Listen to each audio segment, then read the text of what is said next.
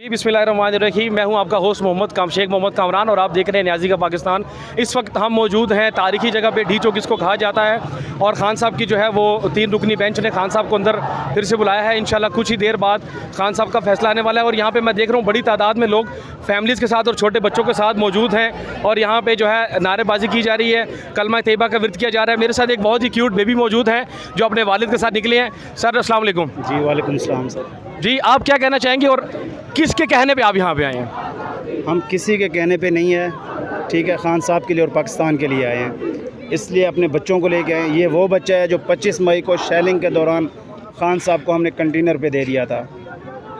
तो ये वो बच्चा है। अल्हम्दुलिल्लाह हम शाना बिशाना खड़े हैं। हम डरने बिल्कुल डरने वालों में से नहीं हैं। हम खड़े हैं यहाँ, और जब तक खान को नहीं देंगे हम खड़े रहेंगे। हमने रातें भी रोडों पे काटी हैं, दिन को भी ये रोड के ऊपर हैं। हमने कोई वो नहीं देखा। हमारे बच्चे भी हाजिर हैं। जी बिल्कुल, आप देख रहे हैं कि लोग कह रहे हैं कि हमारे बच्चे भी हाजिर हैं। सर जैसा कि आपको क्या उम्मीद है कि अंदर जो केस अभी चल रहा है, तो क्या खान साहब के लिए कोई आपको पॉजिटिविटी नज़र आ रही है कि खान साहब को रिहा किया जाएगा, या आपको क्या लगता है कि आपका अगला लाएमल क्या होगा अगर खान साहब को मज़ीद पेशी पे भेज दिया जाता है? देखें, हमें और किसी पे भी इत्मीद नहीं था। सब बिके हुए हैं, सब इदारे बिके हुए हैं। सिर्फ सुप्रीम कोर्ट के ऊपर इत्मीद है, और वो आज अल्हम्दुलिल्लाह इंशाल्लाह इंसाफ हमें देगी। और हम सब यहाँ इंसाफ के लिए खड़े हैं। अगर आज खान नहीं आता तो मुराद सईद ने जो कॉल दी है उस कॉल पे फिर अमल होगा इंशाल्लाह, और अमल हो के दिखाएंगे हम। कल सब इस्लामाबाद पहुँचे, मुराद सईद साहब ने कॉल दी है, और इस चीज़ को आपने भी चलाना है। जी देखिए, जैसा कि आप कह रहे हैं कि मुराद सईद ने कल की कॉल दी है, लेकिन मैं तो अभी हज़ारों की तादाद में लोग देख रहा हूँ। तो मतलब ये लोग, आप क्या समझते हैं कि ये लोगों को जो शऊर आया है या जो इस तरह की बेदारी है, ये किस वजह से आई है, और इसका जो है क्रेडिट किसको जाना चाहिए?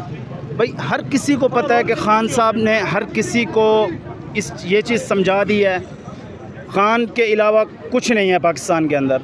सब बिकाऊ हैं, सब ये लालची लोग हैं, चाहे जो भी हैं। मैं वाज़े इदारों के नाम नहीं लेना चाहता, सब बिके हुए हैं। खान के ऊपर उम्मीद है, और पाकिस्तान को बचाने वाला जो है वो खान है बस। जी देखिए, इस तरह से आपको, जैसा कि कोर कमांडर के घर हमला हुआ, GHQ के हमला हुआ, जो है वो रेडियो पाकिस्तान की बिल्डिंग को जलाया गया, तो आप क्या समझते हैं कि ये ठीक किया कारकुनों ने, और ये किसने किया? क्या थोड़ा सा आप वाज़ेह करेंगे? देखें, ये अवाम के जज्बात हैं। हम ये नहीं कहते कि ये PTI के लोग थे। हो सकते ये गुल्लू भट्ट हों, उनके ये उनके लोग मिले हुए हों। ये सारी साजिश है। हम नहीं कहते ये PTI वालों ने किया, लेकिन ये जिन्होंने किया, हम इस चीज़ को कहते हैं कि ये गलत हुआ है। ये नहीं होना चाहिए था। ये जो बैठे हैं वहाँ पे लंदन के अंदर, ये इन्होंने हमें और पुलिस फ़ौज को आपस में लड़वाने की कोशिश की है।